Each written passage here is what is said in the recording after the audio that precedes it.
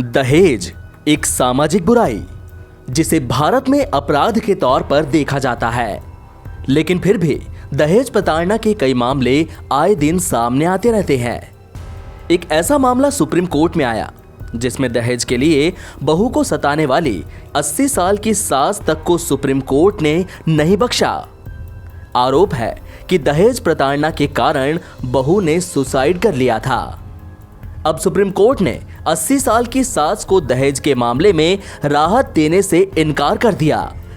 Court का कहना है कि अगर एक महिला दूसरी महिला को प्रोटेक्ट ना करे जो उसकी बहू है, तो स्थिति ज्यादा संवेदनशील और गंभीर हो जाती है। अगर एक महिला दूसरी महिला के साथ उत्पीड़न करती है तो वह ज्यादा गंभीर मसला है।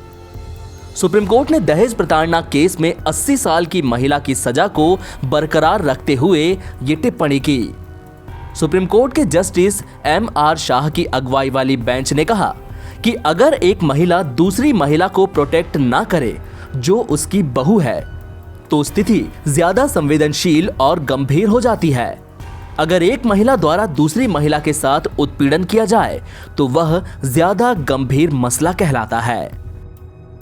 आपको बता दें कि 80 साल की सास ने सुप्रीम कोर्ट में अपील दाखिल कर मद्रास हाई कोर्ट के फैसले को चुनौती दी थी। मद्रास हाई कोर्ट ने दहेज प्रताड़ना मामले में महिला को दोषी करार दिया था। सास के खिलाफ दहेज प्रताड़ना की शिकायत की गई थी। आरोप था कि 80 साल की महिला, उसके बेटे और बेटी ने मिलकर लड़की को दहेज के लिए प्रताड़ित किया था। इस कारण बहू ने खुद को खत्म कर लिया था। इस मामले में सास को निचली अदालत ने दहेज प्रताड़ना और आत्महत्या के लिए उकसाने के मामले में दोषी करार दिया था, लेकिन हाई कोर्ट ने आत्महत्या के लिए उकसाने के मामले में बरी कर दिया, लेकिन दहेज प्रताड़ना में सास को दोषी करार दिया।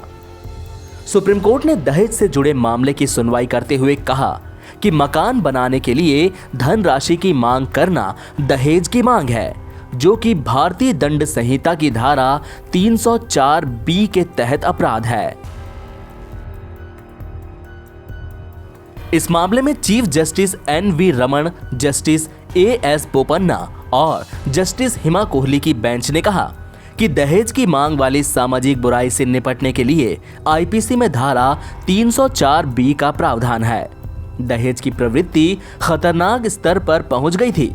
बेंच ने कहा, दहेज अधिनियम के आलोक में जो दहेज शब्द को परिभाषित करता है और किसी भी प्रकार की संपत्ति या मूल्यवान वस्तुओं को अपने दायरे में लेता है, इस संदर्भ में दहेज शब्द को एक व्यापक अर्थ के रूप में वर्णित किया जाना चाहिए, ताकि एक महिला से की गई किसी भी मांग को शामिल किया जा सके, चाहे वो संपत्ति से संबंधित हो या किसी भी तरह की अन्य मूल्यवान चीज के संबंध में हो।